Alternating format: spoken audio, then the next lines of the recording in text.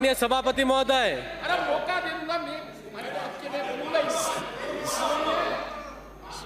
एक तरफ पक्ष है, एक तरफ विपक्ष है, लेकिन मैं आपके माध्यम से कहना चाहता हूं कि राजस्थान की जनता यहां पर देख रही है कि इस लाइन के अंदर जो बैठा है वो निष्पक्ष है।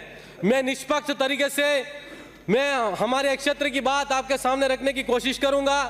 माननीय सभापति महोदय, आज बिजली के महत्वपूर्ण मुद्दे पर बात हो रही है, पर हम आपके माध्यम से बताना चाहते हैं कि जिस तरीके से हमारा जो दक्षिणी राजस्थान के अंदर आदिवासी बाहुल्य इलाका है, वहां पर जहां पर पहाड़ी इलाका है और वहां पर बिजली के ट्रांसफार्मर की समस्याएं हैं, वहां पर बिजली के जो एएन एक्शन अधिकारी होते हैं, वहां पर अगर जनता की कोई समस्या होती है तो वो उन अधिकारियों को अगर फोन जाता है तो वो फोन भी नहीं उठता है, ना ही वहां की जनता का समाधान होता है।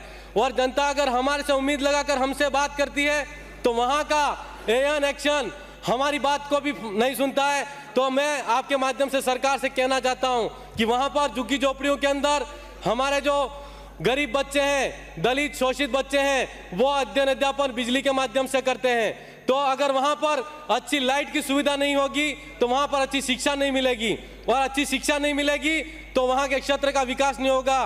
तो मैं आपके माध्यम से सरकार को अवगत कराना चाहता हूं कि यह जो समस्या है गंभीर समस्या है।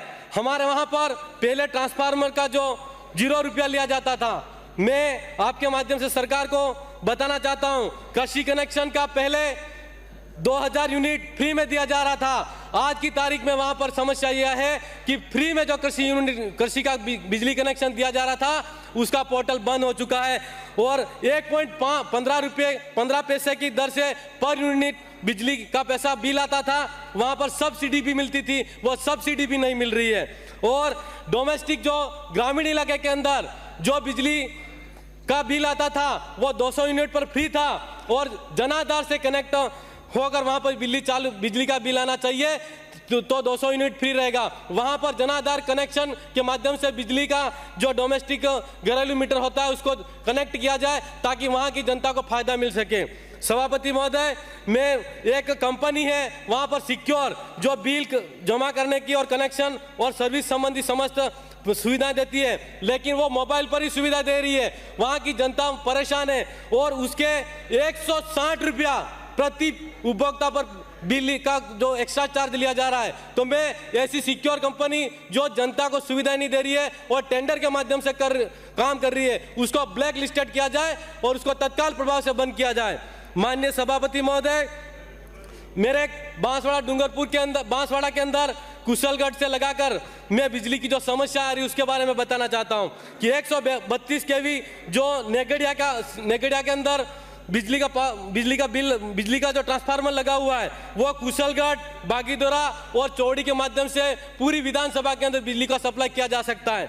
एक और 132 केवी का जो दलोट के अंदर पवन ऊर्जा के माध्यम से जो ट्रांसफार्मर लगा हुआ है उसको 220 केवी अपग्रेड करके लगाएं। माननीय सभापति महोदय, मैं आपके माध्यम से एक और सोलर ऊर्जा का प्लांट उसके माध्यम से बताना चाहता हूं कि नई टेक्नोलॉजी के माध्यम से एक ब्रेसलेस डीसी एसी मोटर के माध्यम से कनेक्शन करके सौर ऊर्जा के माध्यम से वहां के ग्रामीण को, किसानों और को बिजली उपलब्ध कराई जाए।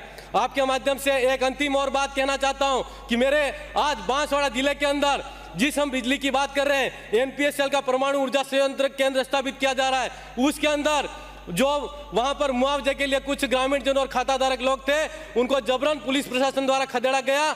और तो मैं आपके माध्यम से अवगत कराना चाहता हूं कि उन लोगों को सुरक्षा मुहैया कराई जाए, और जो लोग वहां पर पहाड़ी इलाके के अंदर दूर दराज क्षेत्र के अंदर आज की तारीख में घर परिवार छोड़ के भाग रहे हैं, उनको सरकार और प्रशासन उसको भोजन और रहने की सुविधा उपलब्ध कराए। और जो लोग उनकी मांग क्या है, सरकार और प्रशासन मिलकर उससे वार्ता करें और उनकी मांग को पूरा किया जाए। माननीय सभापति महोदय, एनपीसीएल पावर प्लांट है वो वहां के ग्रामीण जनों की मांग है कि ये पटेल जी वहां पर ग्रामीण की मांग है। सभापति महोदय के माध्यम से उनकी जो मांग है उसको सुनी जाए, उनको उचित मुआवजा दिया जाए। माननीय मंत्री जी को अवगत करवाना चाहूंगा।